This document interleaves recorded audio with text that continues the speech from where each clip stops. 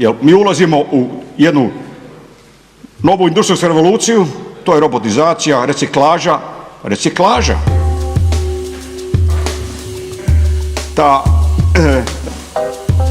Šta radi?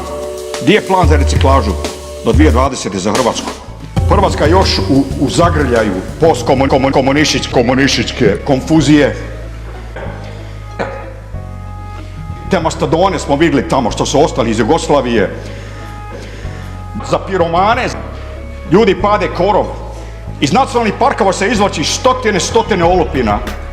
Vidim da neki tu redizirani komunisti mašu rukama. Vi sami gledate HTV, ja bih rekao Jutel. Pogledajte grad Zagreb. Fairy tale. Nijedan grad na svijetu glavni nema toliko grafita.